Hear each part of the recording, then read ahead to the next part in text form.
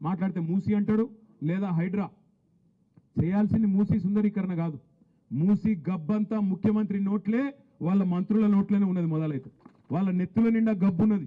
దిక్కుమాలిన మాటలు, దిక్కుమాలిన ఇష్టం వచ్చిన రోత ఉట్టించే మాటలు, మామూలు మనుషులు మాట్లాడే మాటలు కూడా కాదు. ఇడిసిపెట్టాం ముఖ్యమంత్రి, నీ గబ్బు మాటలకు, నీ మంత్రుల చెడ్డ మాటలకు చూస్తా ఊరుకున్నాం. చాలా రోజులు 4-5 ఏళ్ళు ఇష్టం వచ్చినట్టు పిచ్చోన్లే కొరినా ఊకున్నాం. కానీ ఇలా బాధ్యతలో ఉన్నావు, ఇక నుంచి వదిలిపెట్టాం. ఆల్రెడీ నేను పరువు నష్టం దావా వేసినా, ముఖ్యమంత్రి మీద కూడా తొందరలోనే పరువు నష్టం దావా వేస్తా. ముఖ్యమంత్రి మీద వేస్తా, నా మీద అడ్డగోలుగా మాట్లాడిన మంత్రి గారిని కూడా ఇడిచిపెట్టా. క్షమాపణ చెప్పేదాకా అటు క్రిమినల్ ఇటు సివిల్ డిఫమేషన్ 2 సూట్లు కూడా వేస్తా, వదిలిపెట్టా అనే మాట కూడా నేను విజ్ఞప్తి చేస్తా ఉన్నా. తప్పే చేయనప్పుడు ఎవరి అయ్యకు కూడా భయపడం. ఏం చేసుకుంటావో చేసుకొని మోడీకే చెప్పినాం ఈ చిట్టినాయుడు ఎంత మనకనే మాట నేను విజ్ఞప్తి చేస్తా ఉన్నా. మోడీకే చెప్పినాం ఏం చేసుకుంటావో చేసుకోపురా భయ, గీడంతా నాకు అర్థం కాదు. గింతంత తోడు ఏదో అడిమారి గుడి దెబ్బలు ఆయన పోయి కూర్చున్నాడు. అలా ఇక ఆవుతలేడు, ఇక ఆడికెళ్ళి నేనెందుకు పొడుగు అయిపోయినా పెద్దోడిని అయిపోయినా కూల కొడతా. మా సవితక్క కట 3 కొడుకులకు 3 బిల్డింగ్లు ఉన్నాయట. యాడునే చెప్పురా, మేమే దగ్గరుండి కెమెరాలు పెట్టి మేమే కూలగొడతాం. ఫామ్ హౌజులు మా సవితక్క బిడ్డకు కూడా ఉందట, మరిగా అది కూడా చూపెడితే అది కూడా కూలగొడతాం.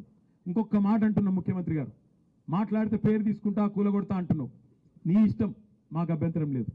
కానీ దయచేసి నేను ఒక విజ్ఞప్తి ముఖ్యమంత్రి గారికి చేసేది, రేవంత్ రెడ్డి నీ కళ్ళు చల్లబడతాయి అనుకుంటే, మా దగ్గర ఉన్న బిల్డింగ్లకో వాటికో వీటికో కులగొట్టినాకన్నా నువ్వు శాంతిస్తావు అనుకుంటే బరాబర్ కులగొట్టు.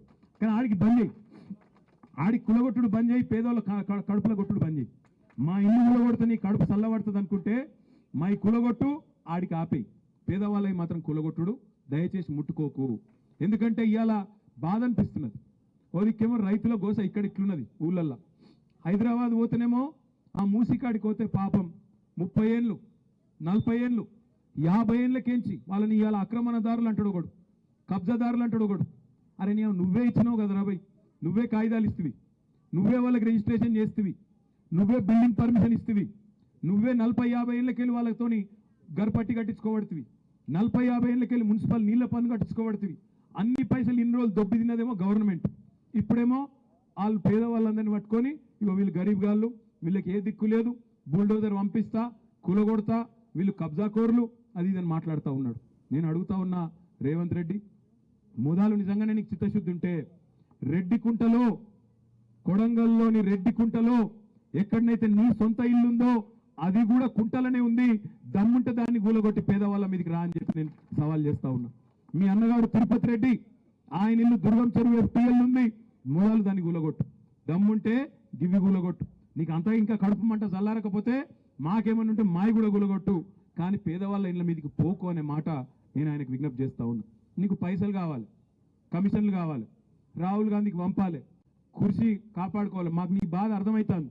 నీకు అంతగానం పైసలు పిచ్చుంటే 4 కోట్ల మంది తెలంగాణ ప్రజలం చందాలు వేసుకుంటాం, గణేష్కు చందాలు వేసుకున్నట్టు చందాలేసి నీ మొఖాన కొడతాం. కానీ పేదవాళ్ళ కడుపు కొట్టుడు బంద్ చేయనమాట. చందాలు ఇయ్యరాయండి మీరు కందుకూరులో, 5-10 రూపాయలు ఎక్కువేం కాదు.